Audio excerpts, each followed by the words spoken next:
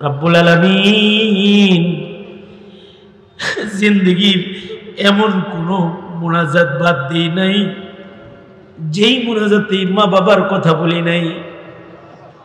আল্লাহ, আমার আব্বা জান রহমতুল্লাহ আলাইহি কবরের বাসিন্দা, রব্বে করিম আমার আব্বাকে আপনি মাফ করে দেন।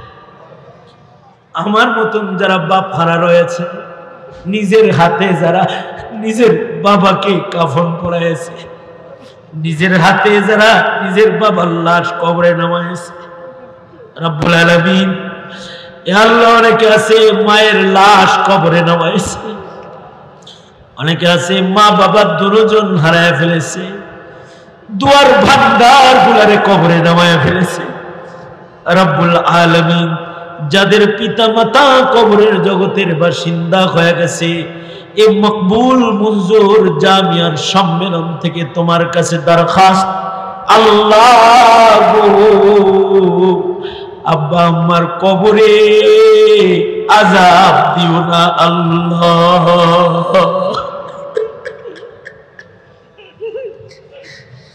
রব্বুল আলামিন যাদের আব্বা আম্মা আছে হায়াত বাড়ায় দাও, বেশি বেশি করে খিদমত করতে পারে তৌফিক দান করো। যাদের ঘরে অসুস্থ রোগী রয়েছে মাফ করে দাও, শিফা দাও। ইয়া আল্লাহ, মুফাজ্জল হোসেন কায়কোবাদ সাহেবকে ইয়া আল্লাহ আমন সালামতের সাথে দেশের মানুষ, দেশের সন্তান, ঘরের সন্তান ঘরে ফিরিয়ে দাও। আলহামদুলিল্লাহি রাব্বিল আলামিন, ওয়াসসালাতু ওয়াসসালামু আলা সাইয়্যিদিল আমবিয়া ওয়াল মুরসালিন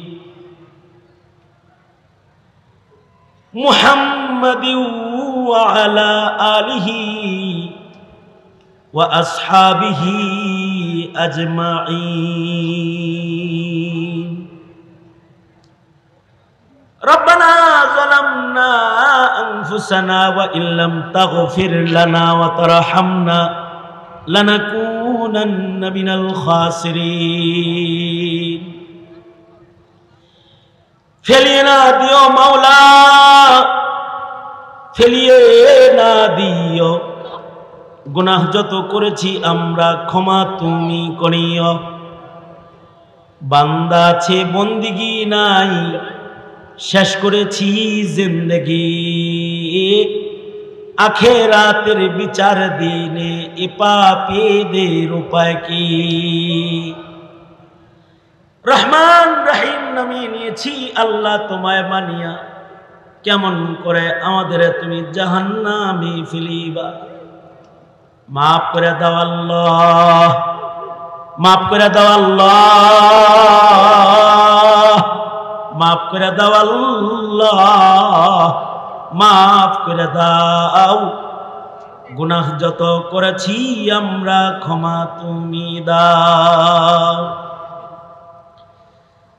রব্বুল আলামিন শত বছরের পুরানা প্রতিষ্ঠান মুরাদনগর জামিয়ার ঐতিহ্যবাহী সম্মেলনের আখেরি মুনাজাত, রব্বুল আলামিন ভিক্ষুকের মতো দুইটা হাত তোমার আদালতে কিবরিয়াতে বাড়ায় ধরেছে। জিন্দেগীর সব গুনার জন্য তোমার কাছে অনুতপ্ত হৃদয় নিয়ে মাপ চাই। ওরে মালিক, মেহেরবানি করে আমাদের জিন্দেগীর সব গুনাহ তুমি মাফ করে দাও আল্লাহ। জেনে না জেনে অন্ধকারে আলোয় গোপনে প্রকাশ্যে যত পাপাচার করেছি ক্ষমা করে দাও। বেপানাহকে পানাহ দাও, বেরুজিকে রুজি দান করো, অশান্তি দূর করে শান্তির ফয়সালা করো আল্লাহ। রব্বুল আলামিন 13 বছরের হাফেজ আলেমদেরকে একসাথে ওদের মাথায় আজকের মজলিসে দস্তার দেওয়া হয়েছে। রব্বুল আলামিন আল্লাহ, মুতাওয়াল্লি সাহেব মজলুম হালতে দূরে রয়েছে। আল্লাহ, যাদের মাথায় পাগড়ি দেওয়া হয়েছে কাছে থেকে যদি মুতাওয়াল্লি সাহেব আজকে দেখতেন দিল জুড়ায় যেত। রব্বুল আলামিন এই ছেলেগুলাকে আকাবিরদের খালা পূরণ করার জন্য তুমি কবুল করে নাও আল্লাহ।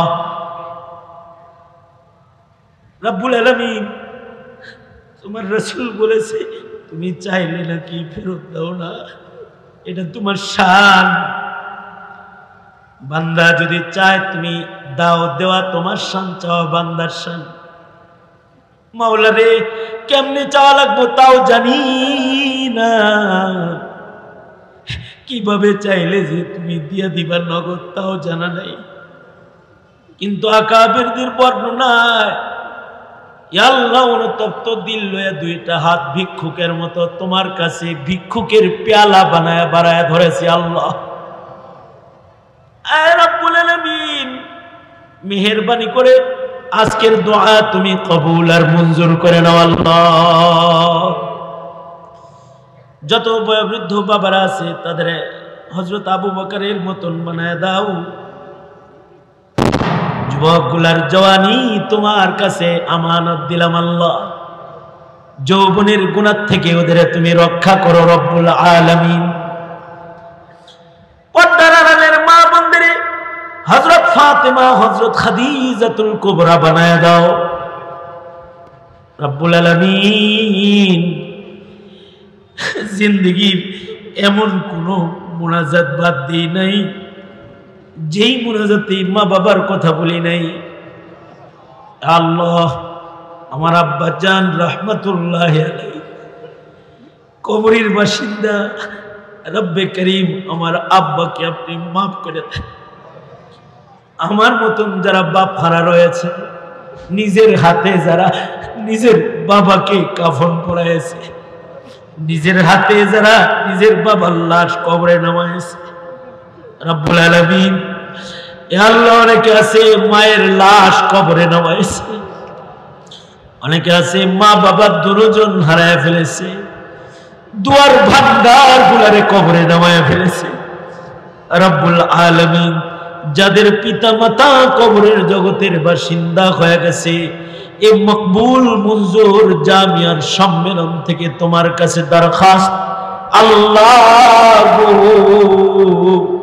আব্বা আম্মার কবরে আযাব দিও না আল্লাহ।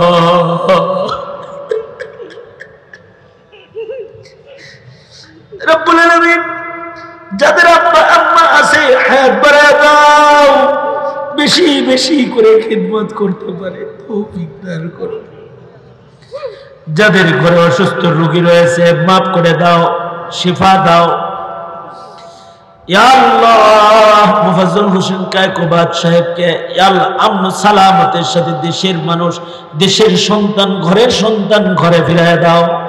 নসিহত শেষ, এখন দোয়ার মাধ্যমে সবার বিদায়ের পালা। দোয়া একটা গুরুত্বপূর্ণ ইবাদত। আল্লাহর রাসূল বলেছেন দোয়া একটা ইবাদত, মুস্তাকিল ইবাদত, আর দোয়া হুয়াল ইবাদত। দোয়া মানুষ আল্লাহর কাছে করে, কারণ বান্দার সম্পর্ক তো আল্লাহর সাথে। বান্দার সবচেয়ে কাছে আল্লাহ তাআলা, বান্দার সকল আশা পূরণ করেন ওয়ালা আল্লাহ তাআলা। সুতরাং বান্দা আল্লাহর কাছে দোয়ার মাধ্যমে সব সময় চাবে, এটা আল্লাহ পাকের পছন্দ। এই কারণে কবরে যায় দোয়া করা, চাওয়া, কবরের কাছে চাওয়া জায়েজ নেই। এই কারণে মানুষের কাছে চাওয়া জায়েজ নেই। সব যত হাজত আছে সব চাইবে বান্দা আল্লাহ পাকের কাছে। এখন এই লম্বা সময় নসিহতের আমল হয়েছে, এখন দোয়াটাই বাকি। দোয়ার পূর্বে দোয়াটা আদবের সাথে করা, এজন্যে দোয়ার কিছু আদব আছে। এই আদব সহ দোয়া না করলে দোয়া কবুল হয়। আর দোয়ার সকল আদাবগুলো একত্রিত করে কেউ যদি দোয়া করে তো আল্লাহ তাআলা দোয়ার মাধ্যমে অসম্ভবকে সম্ভব করে দেয়। যেমন হযরত জাকারিয়া বৃদ্ধ বয়সে আলাইহিস সালাতু ওয়াস সালাম উনি দোয়ার মাধ্যমে সন্তান পাইছেন। এই দোয়াটা আদবের দোয়া ছিল, বড় আদবের সাথে দোয়া করছেন, যে দোয়ার কারণে যৌবনবিহীন বন্ধা বিবির পেটে আল্লাহ বাচ্চা দান করছে। বিবি কিন্তু বন্ধা, কিন্তু তাকে বাচ্চা দিচ্ছেন আল্লাহ, কারণ বাচ্চা দেনেওয়ালা কে? আপনার আওয়াজ করে বলেন, বাচ্চা দেনেওয়ালা কে? আল্লাহ। বাচ্চা দেনেওয়ালা আল্লাহ, আল্লাহর কাছে চাইছে, আল্লাহ তাআলা বাচ্চা দিয়ে দিচ্ছে। হযরত আইয়ুব আলাইহিস সালাতু ওয়াস সালাম এমন অসুস্থ হয়েছেন যে ওনার মুখে পর্যন্ত মুখ অচল হয়ে গেছে। কোন কোন তাফসীরে লেখে পোড়া গায়ে ঘা আসতে আসতে অচল, মুখও জিহ্বায় ঘা উঠছে, জিহ্বাও অচল হয়ে যাচ্ছে। এই সময় যখন কেউ ছিল না, তখন হযরত আইয়ুব দোয়া করছে। দোয়ার বরকতে আল্লাহ তাআলা আইয়ুব আলাইহিস সালামকে সুস্থতা দান করছে। হযরত ইউনূস আলাইহিস সালাতু ওয়াস সালাম মাছের পেটে ছিলেন, মাছের পেট থেকে দোয়া করছেন, দোয়ার মাধ্যমে মাছের পেট থেকে বের হয়েছে।